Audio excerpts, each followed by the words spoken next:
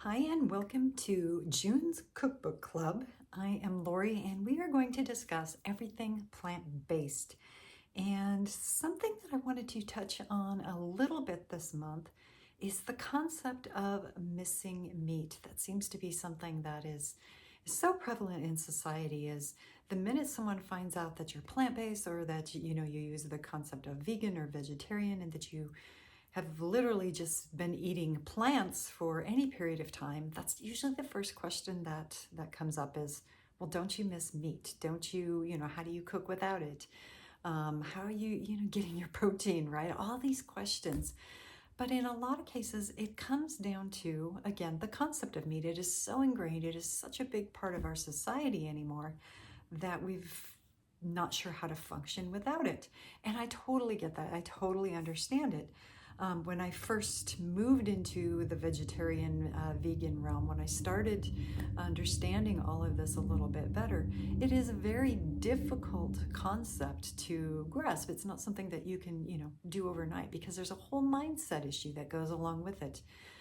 With how to shop differently, how to keep your pantry, set your pantry up differently, and how to cook and use cookbooks differently.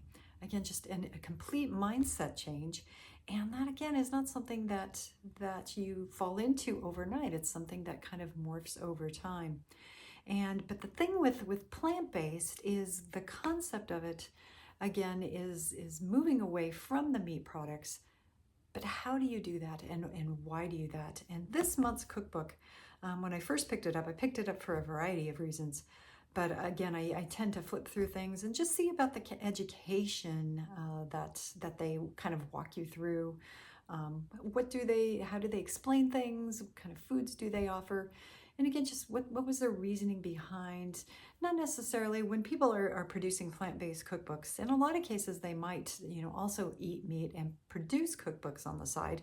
In fact, I've picked up a lot of wonderful cookbooks that actually have meat some way. They're maybe plant-powered or very plant-forward cooking. But they do include it because, again, it's such a big part of our culture. But the concept has to be there of, it's not just about replacing meat. Now, I think if you've been plant-based for any length of time, you've experienced going to a restaurant with friends and there's nothing, quite literally nothing on the menu. And when you ask them if there's anything they do, they were like, well, I could just pick the meat off of a salad or something like that. And again, that loses the entire concept of really good food, because the concept is not just eliminating the meat. The concept is making the entree, making the meal taste good for itself. It should have great sauces. It should have great ingredients. Should be fresh. It should just, have a burst on your tongue when you eat it. That is a chef. That is someone, a cook, that understands the concept of plant-based cooking versus the idea of just removing the meat. And so when I picked up this book, again, I was flipping through it, and one of the messages that he had in his introduction, again, just kind of caught my eye, because, again, that's kind of what I look for. So he says, can plant-based cooking be defined by something other than what is missing? It's a difficult question to answer, and one that I've seen many people struggle with. At Washington Post, where I edit food coverage, my colleagues know better than to suggest a headline that includes the idea that something vegan or vegetarian is so good you won't miss the meat. The meat shouldn't have anything to do with it. A pasta dish with mushroom bolognese is good because mushrooms themselves are so good, especially when layered with aromatic vegetables and concentrated tomatoes. Plant foods deserve accolades because of their own outstanding qualities. Love them for what they are, not for what they're not. Isn't that just so great?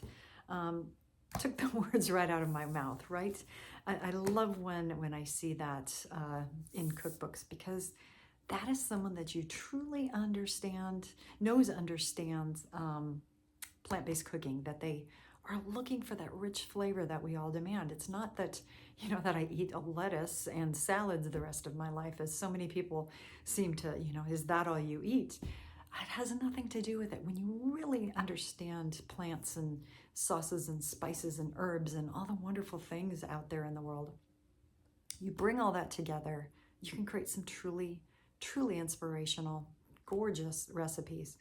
And that's why this month of June, I am suggesting a new cookbook to put on your shelf. One that I've been playing with, I've been working with a number of the recipes, absolutely love it. This is one that will keep you busy for months on end. There are so many recipes in there. And the cookbook itself is quite large. It's definitely something you're going to know that you've brought into your kitchen. Made a recommendation. I've seen this numerous places. It's a brand new cookbook by Joe Yonan, who is a 2-time James Beard Award-winning food and dining editor at the Washington Post. I mean, how can you argue with that? Someone of that caliber definitely knows a thing or two about food. So why not, start cooking with a cookbook in which he collaborates and puts a ton of recipes in here, from everything that you could possibly want. I do enjoy how he has it divided, and that he creates recipes from building blocks, what he calls building blocks, to the breakfast, appetizers, salads, entrees. Again, just you can split it out any way you want. But the building blocks, again, some of the things that I enjoy is he teaches you how to make things like oat milk, or like here's wildflower cider syrup, veg bouillon. So just things that you might have in your pantry, things that you might have in your cupboard, that when the time is right, maybe you want to start making it yourself. And to me, overall, I think that's what I love about plant-based is there is so many ingredients. There's, if you go into any market, any shop that you visit anymore, right? You can find plant-based everything. And it's a wonderful time to be eating healthy and to move into a plant-based diet because there are so many resources. But at the same time, sometimes you look at something and you're like, I actually want to do that myself. Maybe you want to make your oat milk or, again, your veg bouillon. It can be very easy to make stuff like that, your stock and stuff at home, especially if you have a ton of resources. You can definitely bottle it up, put it on the stove to simmer, and create wonderful veggie broth. But sometimes that's not convenient. So you have to kind of make, adjustments along the way as to what's most important to you.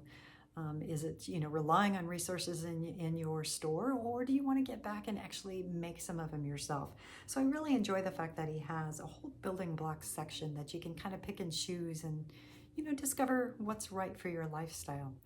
I'm a firm believer in spending the weekends or Sunday or whatever day you have that's convenient, that you can spend a few hours in the kitchen and just going through and making some of the building blocks, or making some of the things that you can have for lunches throughout the week, something that will create a lot of leftovers. And trust me when I say this book will definitely give you a wide variety of options that you can do just that with. That to me is a great cookbook because it gives you just a variety of things to think about. And when you combine this book with all the others that I've talked about, we're already 6 months through the year, so 6 cookbooks for the year of 2025 already. And when I glance over and I see my cookbook shelf, just love it. I love being able to pull them off, knowing, that I have all these resources. And not only that, but the more that you use them, the more that you understand what's inside them. And what I mean by that is I know that tonight I need something quick. I had something longer or a little more complicated on the menu, and things just went crazy with my day.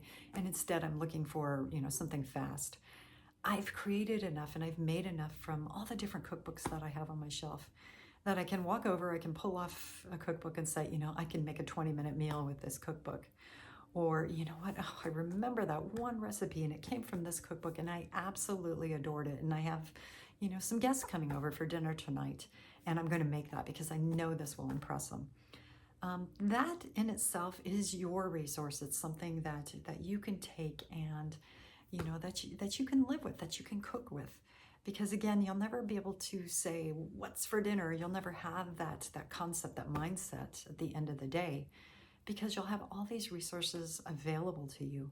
I barely remember going out to dinner anymore. It's one of those things of, if we're out and about and we're busy and we're doing things and, we can't make it home in time to cook something for dinner, We will go out, and we go out with friends occasionally. We do things like that. But even for birthday dinners or any type of celebration, we prefer to stay at home because I have so many resources at my fingertips. And I just love, being able to put something fresh and something good, and knowing that it doesn't have all the extra things that come with, with processed food, with things that you might find in your local market. So if you are looking for a new cookbook, this one will definitely keep you busy for a very, very long time. Again, this one you can hopefully find in your library shelf if you're new around here. That is something that I highly recommend, is heading to your local library if they offer it, giving it a try, seeing if you really like it. And then once you do, go ahead and purchase it and put it on your shelf. That's what I do, and I love getting my cookbooks that way. This one is one that I will definitely be adding to my cookbook shelf, and it's something that I think will keep you busy for a very long time, definitely through the end of the month, and I will see you in the month of July.